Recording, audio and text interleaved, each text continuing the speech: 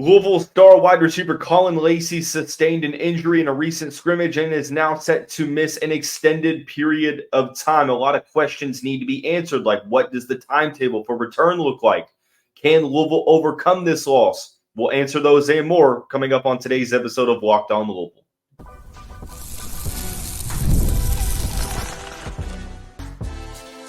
You are Locked On Louisville, your daily podcast on the Louisville Cardinals. Part of the Locked On Podcast Network, your team every day. Card Nation, what is going on? Welcome into this Monday edition of the Locked On Louisville podcast. I'm your host, Dalton Pence. Want to take this time to personally thank you all for making Locked On Louisville your first listen of the day. Just a reminder, the show is free on all streaming services 5 days a week, your team every day. Today's episode brought to you by FanDuel. Now through September 22nd, all FanDuel customers can bet $5 and get a 3-week free trial of NFL Sunday Ticket from YouTube and YouTube TV. Visit FanDuel.com/lockedon to get started.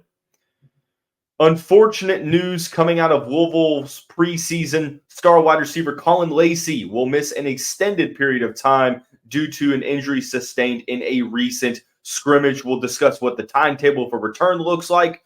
That while it's tough, Louisville can still overcome this loss. Who needs to step up in Lacy's absence, and much more. We'll conclude the show by diving into a weekly mailbag segment, but a lot of stuff to talk about in a little time frame to do so. For the second consecutive year, Louisville has seen a star player go down with injury right before the season started. Ahead of the 2023 season, it was safety MJ Griffin. Two distinct differences in the injury to MJ Griffin and the injury to Caullin Lacy. The first one is timetable. Unfortunately for Griffin, his injury was a season-long or a season-ending injury due to reconstruction of the ACL. Lacy broke his collarbone in a recent scrimmage, and at first the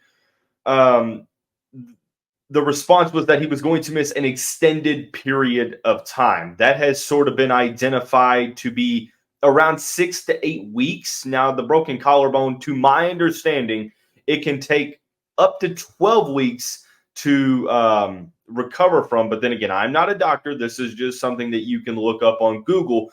But from what the university released is that the time frame that he's looking at is 6 to 8 weeks. So you look at where that sort of puts Louisville at the moment, right? You look to see what teams he could miss playing against.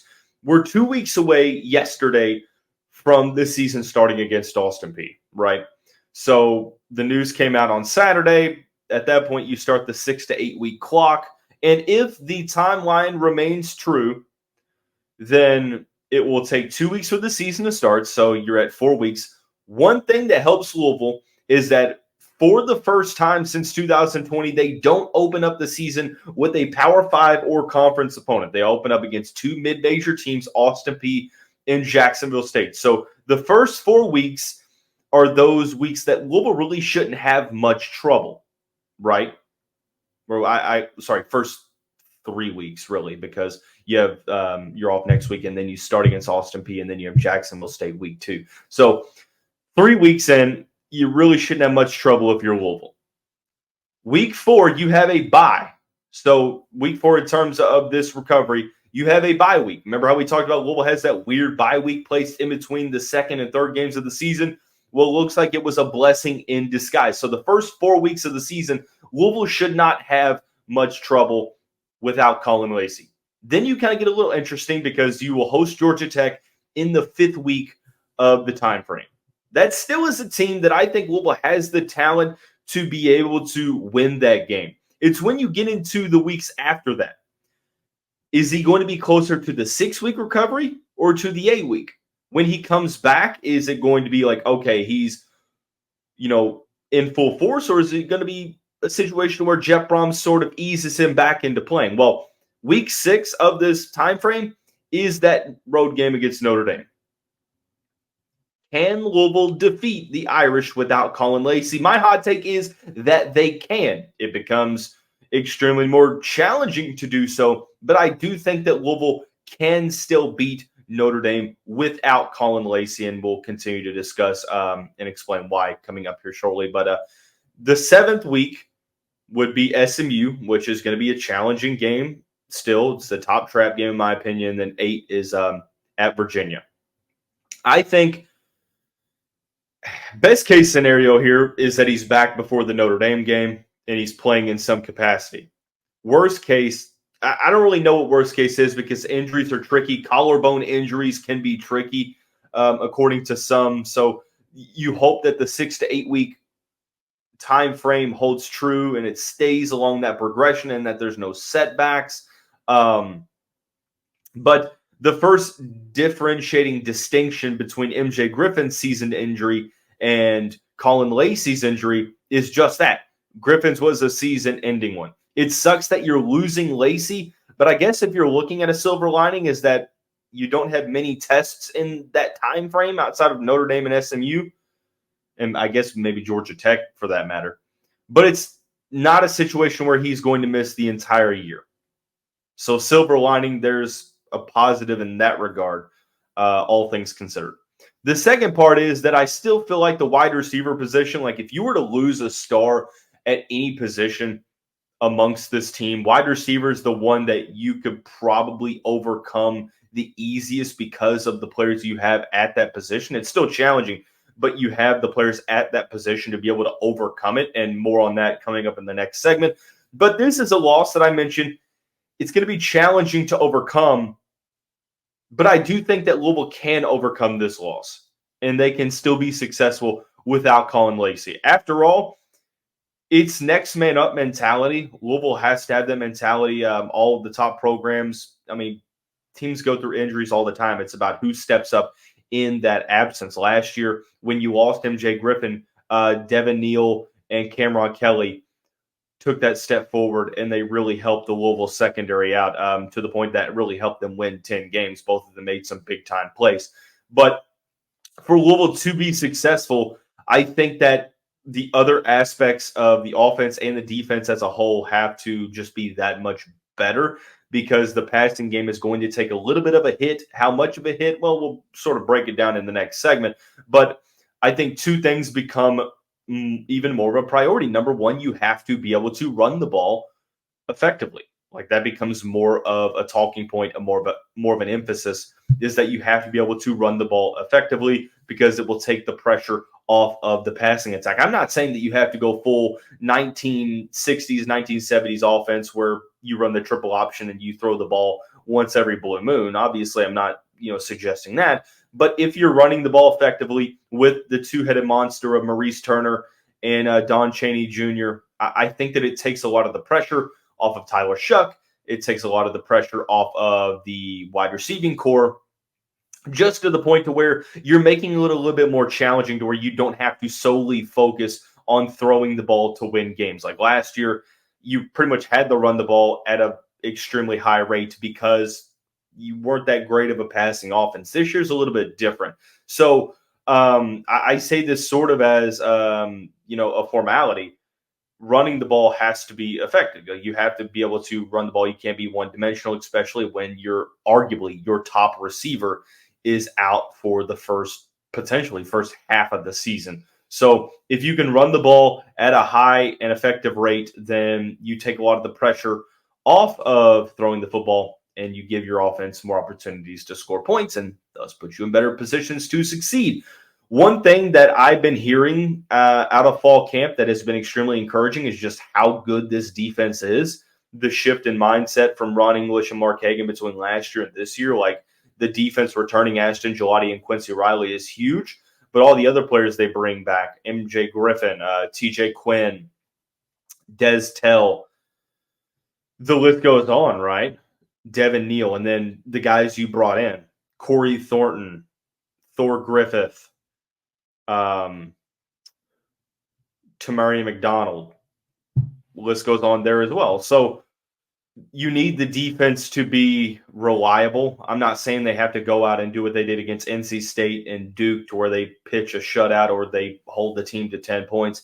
But you can't have the defense of the last part of the season to where they were giving up over 28, 30 points a game, and your offense had to get into a shootout to win the games. Now, can Louisville win these games if the defense isn't as reliable or if they're not running the ball all that well? Of course, I do think that that's possible. I don't think the passing attack is going to stall out to where it's not effective. You lose a huge aspect of the passing attack, but I don't think it's going to absolutely sink this team. But it goes without saying, if you're running the ball more effectively and your defense is reliable, then at that point, you're going to be able to mask over that injury a lot easier. But internally, speaking of the wide receiver position, I think it's a group effort. You need the pre-existing guys to take the next step forward. There's some other guys you're going to rely upon and much more. We'll sort of break that down because I think it's very interesting in nature. And we'll explain coming up on the next segment of the Locked On Louisville podcast. Today's episode of the show brought to you by FanDuel. You heard us talk a lot about FanDuel, America's #1 sportsbook. Well, we have something a little different for you. Now through September 22nd, all FanDuel customers can bet $5 and get a 3-week free trial of NFL Sunday Ticket from YouTube and YouTube TV. That's with a YouTube TV base plan. You'll be able to watch every regular season afternoon out-of-market game. All you need is a Google account and a current form of payment, and you can cancel anytime. You go to FanDuel.com and place a $5 money line bet. Boom. Right then and there. 3-week free trial, and it just makes so much sense. Visit FanDuel.com/LockedOn to download America's #1 sportsbook. Cardinal fans, thanks again for making Locked On Louisville your first listen of the day. College football is back, and the Locked On College Football podcast kicks off the action with a live season preview at 7 o'clock Eastern Time on Tuesday, August 20th, tomorrow, on the Locked On College 24/7 streaming YouTube channel. This 4-part series covers each of the 4 major conferences with discussions on which ACC, Big Ten, Big 12, and SEC teams have a shot at the expanded college football playoff. Be sure to check out this special streaming on Locked On College's 24/7 YouTube channel or on Amazon Fire TV. Part of the Locked On Podcast Network, your team every day. We're covering everything you need to know about this injury that Colin Lacy sustained, that it is going to sideline him likely 6 to 8 weeks is the time frame that's being discussed due to a broken collarbone in a recent scrimmage. I think that this team is going to be able to overcome the loss, albeit it's going to be very challenging. Being able to run the ball more effective and having a more reliable defense will definitely help the cause. But I do think that Louisville's receiving core, from an individual standpoint and from a collective standpoint, has to take the next step forward. You begin with the 2 guys that were going to lead alongside Colin Lacy. That is Chris Bell and Ja'Cory Brooks. I'm not going to say the good thing, but the fortunate thing for the Cardinals in this particular discussion is that you have the depth to be able to have the opportunity to take the next step forward. You have 2 guys that can arguably be 2 wide receiver ones, Ja'Cory Brooks and Chris Bell. Chris Bell had a phenomenal spring. He's taken the next step forward. He's put in the work, and I think he's going to be able to take the next step forward. Ja'Cory Brooks hurt last year, but this was a young guy that led an Alabama wide receiving core and led the Crimson Tide in touchdowns in 2022. He had 8 of them. So I believe that with full health, he's going to be a really, really good player for this Cardinals team. Now, yes, you lose an impact in the slot, but as far as boundary receivers, guys that are playing out wide, Ja'Cory Brooks and Chris Bell are going to be able to hold down the fort, and they're going to give Louisville a more impactful receiving core than they had last season from an overall standpoint. But I look at 2 other guys, whether or not they're going to play in the slot or not, or just mask over the overall absence. Jimmy Calloway and Jaden Thompson. I thought, Jimmy Calloway had a decent season. He spent a little bit of it hurt, 20 catches, 242 yards. He didn't have a touchdown, but the Tennessee transfer has dealt with some injuries this offseason. But I do think with better quarterback play, he's going to be able to make more of an impact. The 6-foot native of Morrow, Georgia, I believe can factor into the slot. Now, is he going to be as explosive and dynamic as Colin Lacy? I don't believe so, but I think that the talent is there and the opportunity for him to make an impact on a game or multiple games is definitely right there for the taking. So Jimmy Calloway is one that I'm looking at because he's a veteran guy that's played in this offense already. The other player that fits sort of in that category is Jaden Thompson from Cincinnati. He was a top 5 receiver in the Bearcats offense before transferring to Louisville last season. 12 catches, 135 yards, and a touchdown. And that touchdown, it looked like it was sort of not great to watch because he got there fairly slowly. But what I was told is that everything you saw last season from Jaden Thompson should be taken with a grain of salt because he dealt with an injury for more than half of the season. 6'2" from Chicago, has that level of burst that this offense needs, and he's fully healthy this offseason heading into the fall. Showed a good amount of work in the spring and has been a guy that has taken that next step. So with a clean bill of health, I think that you're going to see much more from Jaden Thompson than you might have already believed you would see. So that's something to focus on, is that, yes, Ja'Cory Brooks and Chris Bell are going to be relied upon more, but you need both.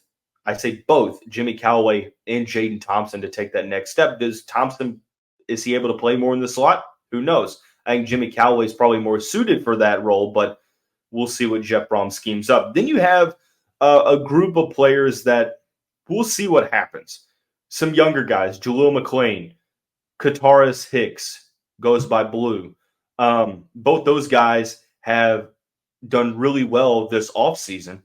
2 speedsters in the slot, 2 sub-6 foot receivers that really, really good in high school, played in both Florida and California respectively. 2 guys that could slide into playing time that, who knows. Hicks has been, for the past 2 seasons, a player that has turned heads in the offseason and just hasn't translated to the field. Jaleel McClain has looked good this offseason. Another player that I want you all to keep in mind is freshman receiver JoJo Stone. Really hard worker. Only thing with him in high school was the injuries that kept him off the field, because when he was on the field, he was fantastic. Unfortunately, the best ability is indeed availability. So JoJo Stone is a guy that I'm looking at, 4-star wide receiver in the 2024 class. Could be a name to focus on with playing time there in the slot.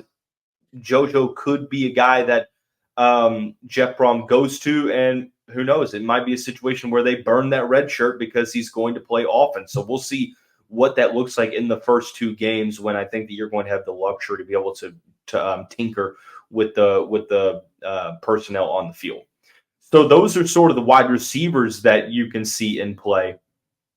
And then you obviously have some other guys as well. But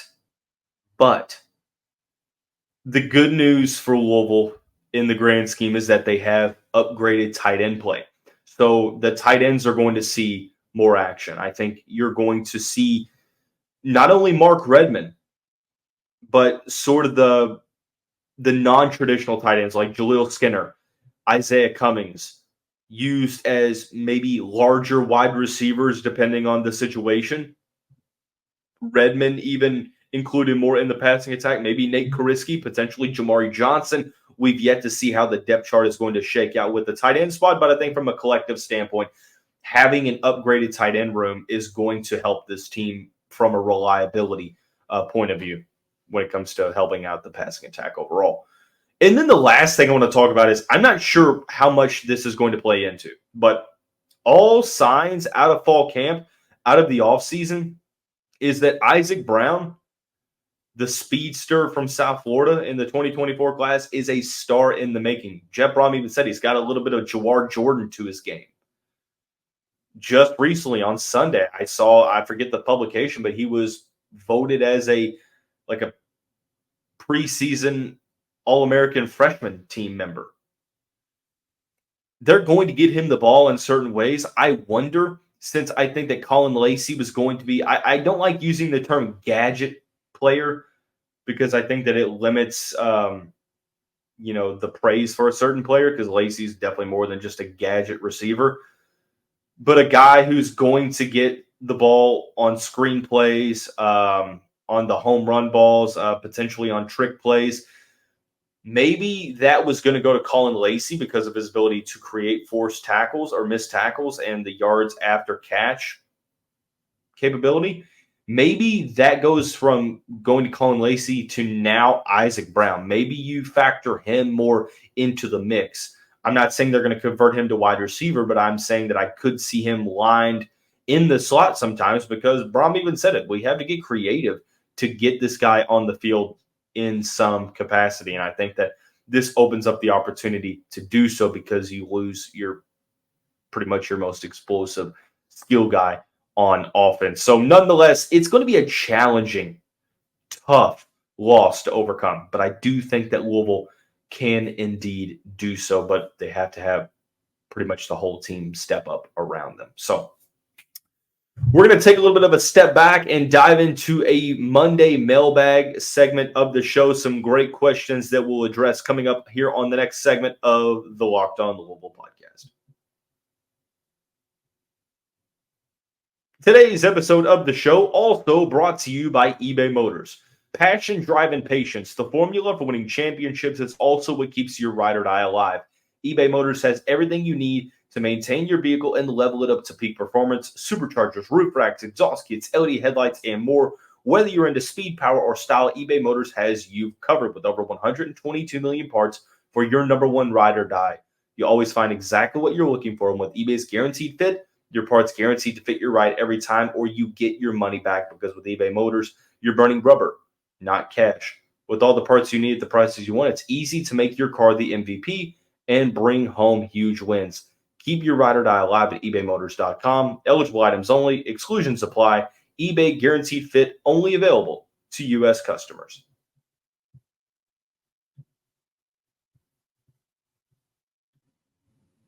And into the final segment on this Monday edition of the Locked On Louisville podcast. We are less than 2 weeks away from the season opener against Austin Peay for the Louisville Cardinals. Less than 2 weeks for getting there.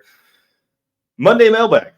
Some great questions to address. Thank you all for sending your questions in. If you or someone you know has a question, you can drop them in YouTube comments below. You can send them via DM to my personal Twitter or the Locked On Louisville Twitter page. My personal Twitter is listed in the graphic below. But nonetheless, some great questions to answer. The first one was the most recent submission. Which player do you think needs to step up the most in Colin Lacy's absence? I'm not really sure if it's an individual player, but if you make me choose one, I'm going to say Jimmy Calloway. I think that Jimmy has the talent to really succeed in the ACC, but just the lack of targets and some other issues in 2023, dropped passes, just not being able to create much separation at times. I think that if he were to break out, I think that the Cardinals would benefit the most from him breaking out because I think he has the talent to do so. So I'm going to go with Jimmy Calloway, but then again, I do think it is a collective issue.